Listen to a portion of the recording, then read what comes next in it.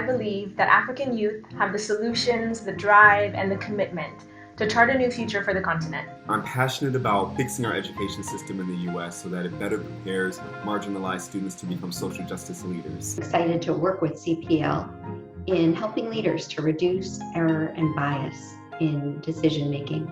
I'm a student of negotiation, and I aim to support organizations and governments navigate successfully in times of crisis. I've had an amazing time with the Black Family Fellowship over the past year, and especially following our trip to San Francisco, looking into tech and national security.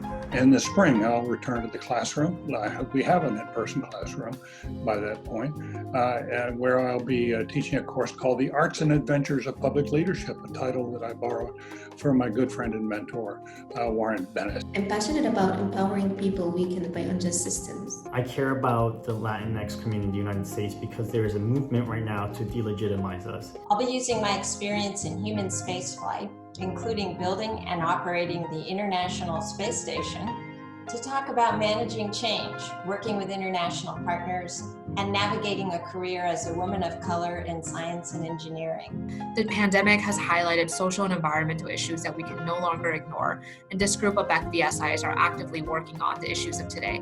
They are calling on Black ancestry to uplift Black women to champion their own health, reframing sanitation as a human and health right, restructuring capitalist systems to account for all stakeholders, not just shareholders, and building teams of community and frontline healthcare workers to deliver quality healthcare. In the face of the multidimensional crisis that we're facing, it seems to me that it's more important than ever that we work together to create a more democratic, a more just, and a greener society. I am really excited to be at HKS to organize and create systemic change specifically in the racial justice space. The key reason why I came to Harvard is basically to help my country and the greater Arab world learn to adapt to the impacts of climate change and hopefully reverse them for a better future for the UAE, the Arab world, and generally the world and the environment.